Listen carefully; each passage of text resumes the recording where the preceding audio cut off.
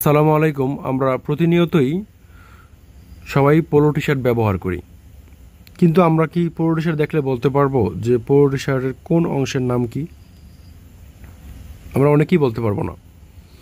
যদি আপনি আজকের এই ভিডিওটা সম্পূর্ণভাবে দেখেন তাহলে অবশ্যই বলতে পারবেন পোলো টি শার্টের কোন অংশের নাম কি।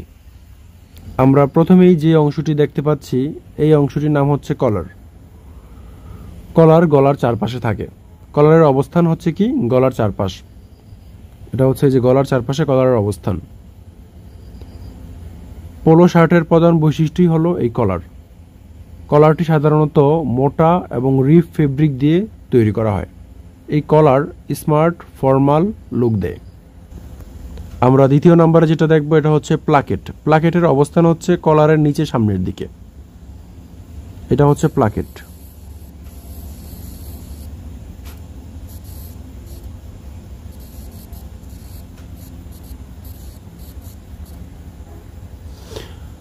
প্লাকেট সাধারণত বোতাম বসানোর জন্য খোলা অংশ।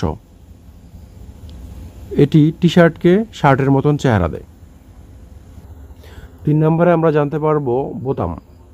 বোতামের অবস্থান হচ্ছে প্লাকেটের উপরে। এই যে প্লাকেটের উপরে এই যে বোতামের অবস্থান। সাধারণত টি শার্টের মধ্যে 2 থেকে 3টি বোতাম থাকে।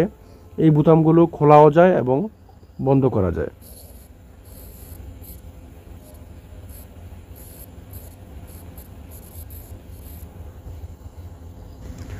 চার নম্বরে আমরা জানবো নিক ট্যাপ অথবা ব্যাক নিক ট্যাপ সম্পর্কে। এটা হচ্ছে গলার পিছনে, এই যে আপনি এখন এই যে এটা ইন্ডিকেট করতেছি মাউসের এটা দিয়ে, এই অংশটা হচ্ছে নিক ট্যাপ। গলার পিছনের দিকে থাকে। এটা মূলত গলা যাতে আরামদায়কভাবে এই ট্যাপটার সাথে বসে থাকে, মানে গলার যাতে আরামদায়কভাবে ফিটিং হয়, এজন্য এটা দেওয়া হয়েছে।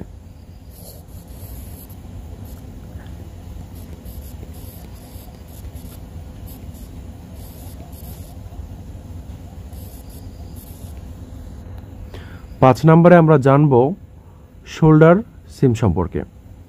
এটার অবদান হচ্ছে 2 কাঁধে। এই কাঁধেও আছে, এই কাঁধেও আছে। এর কাজ হলো সামনে এবং পিছনের যে অংশটা আছে এটাকে যুক্ত করে মজবুত একটি সেলাই থাকে এখানে। আপনারা খেয়াল করলেই দেখতে পারবেন এই যে সেলাইটা এটা খুব মজবুত করে দেওয়া হয়। এর নাম হচ্ছে শোল্ডার সিম।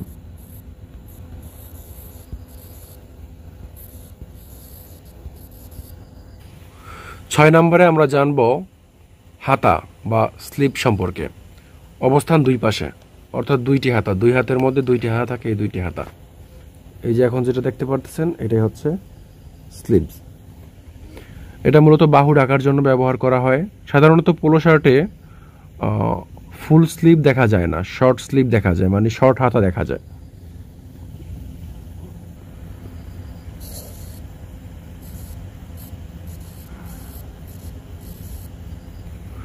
সাত নম্বরে আমরা দেখতে পারবো আর্মহোল সম্পর্কে।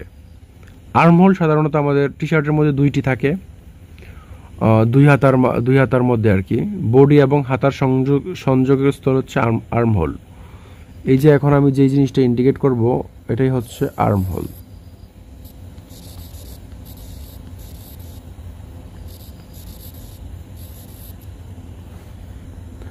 আর্মহোলের যে সেলাইটা থাকবে এটা যদি নিখুঁত না হয় তাহলে কাপড়টা পরিধান করাই আপনার জন্য কষ্ট হয়ে যাবে, মানে কাপড় শরীরে ঠিকঠাকভাবে অ্যাডজাস্ট করবে না।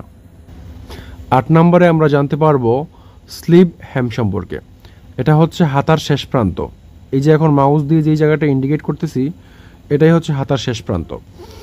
হাতার নিচে একটু মোটা করে ভাঁজ করে যে সেলাইটা দেওয়া হয় এটাই হচ্ছে স্লিভ হেম। আমি ইন্ডিকেট করে দেখিয়ে দিচ্ছি কোনটা স্লিভ হেম, আপনারা দেখে নিন।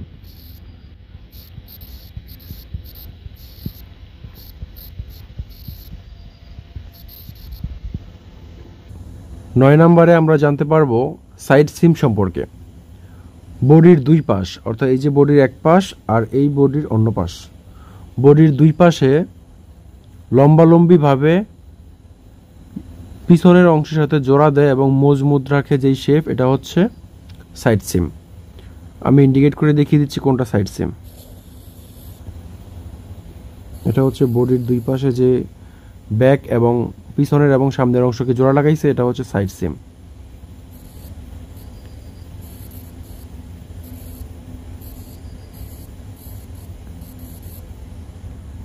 দশ নম্বরে আমরা যেটা জানতে পারবো এটা হচ্ছে বডি ফ্রন্ট প্যানেল।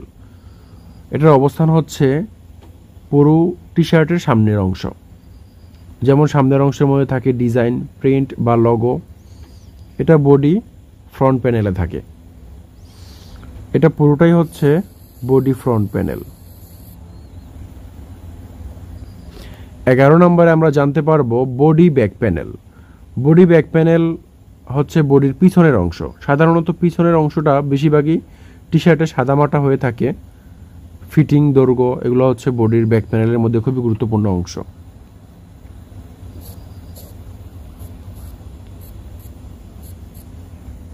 12 নম্বরে আমরা জানতে পারবো বটম হ্যাম সম্পর্কে।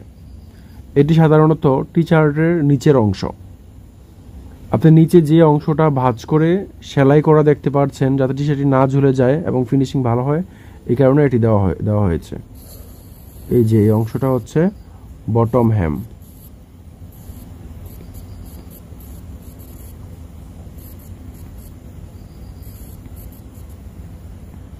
13 নম্বরে হচ্ছে লেবেল বা ব্র্যান্ড ট্যাগ। এটার অবস্থান সাধারণত গলার পিছনের অংশে। এই যে এই জায়গাতে লেবেল বা ব্র্যান্ড ট্যাগ ব্যবহার করা। সাধারণত আপনি যখন একটি টি শার্ট কিনতে যাবেন তখন এই যে বোতামের মধ্যেও দেওয়া থাকবে, একটি পিন দিয়ে লাগানো থাকবে লেবেল বা ট্যাগ।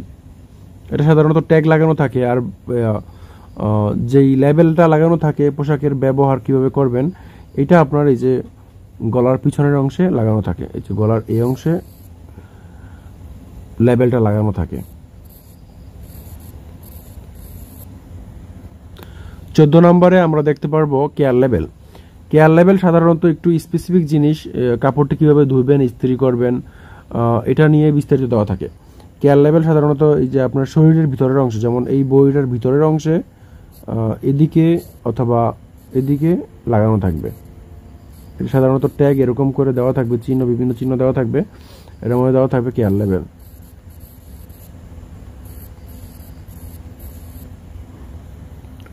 15 নম্বরে আমরা জানতে পারবো পকেট সম্পর্কে।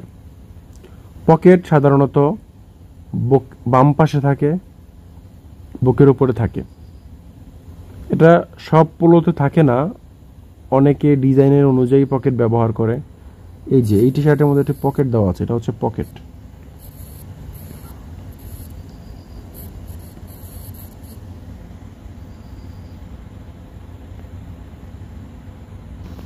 সারসংক্ষেপে মনে রাখার জন্য গলার সামনের যে অংশ আছে এটা হচ্ছে কলার, তারপর হচ্ছে প্লাকেট, তারপরে হচ্ছে বাটন, তারপর হচ্ছে নিক ট্যাব। কাঁধ ও হাতার মধ্যে যেগুলো আছে এগুলো হচ্ছে শোল্ডার সিম। দুই কাঁধের সামনে ও পেছনের অংশকে যোগ করে স্লিভস অর্থ হাতা। আর্মহোল, আর্মহোল হচ্ছে এই অংশটা, এবং স্লিভ হেম হচ্ছে হাতার শেষ অংশ। বডির মধ্যে যে অংশগুলো রয়েছে এগুলো হচ্ছে front panel, back panel. Back panel হচ্ছে পিছনের সাইড আর ফ্রন্ট প্যানেল হচ্ছে সামনের সাইড। আর সাইড সিম, সাইড সিম হচ্ছে এই যেখানে যে সেলাইটা আছে এটা হচ্ছে সম্পূর্ণটা সাইড সিম। বটম হ্যাম, বটম হ্যামের জন্য আপনাকে নিচে যেতে হবে। বটম হ্যাম হচ্ছে এটা।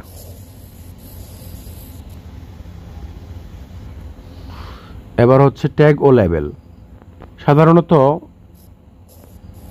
ট্যাগটা এখানে দেওয়া থাকে, সাইজ আরও কিছু আনুষঙ্গিক লেখা থাকে, কোম্পানির নাম লেখা থাকতে পারে।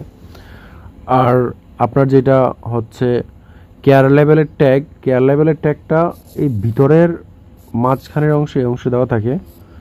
এখানে আপনার এই যে কাপড়টা কীভাবে যত্ন নেবেন এই যত্নটা পুরো একটা কাগজের মধ্যে, ছোটো একটা কাগজের মধ্যে বিস্তারিত দেওয়া থাকবে। আর এটা হচ্ছে পকেট। আশা করি আপনারা বুঝতে পেরেছেন একটি টি শার্টের মোট কয়টি অংশ, কোন অংশটার নাম কি। যদি বুঝতে কোনো অসুবিধা হয়ে থাকে তাহলে অবশ্যই কমেন্ট বক্সে কমেন্ট করবেন, আমরা আপনাকে আরও বিস্তারিত ডিটেলসে কীভাবে বোঝানো যায় সে ব্যাপারে ভিডিও আপলোড করতে পারি। ভিডিওটি যদি ভালো লাগে অবশ্যই টেক্সটাইল বাংলা ইউটিউব চ্যানেলকে সাবস্ক্রাইব করবেন। ধন্যবাদ।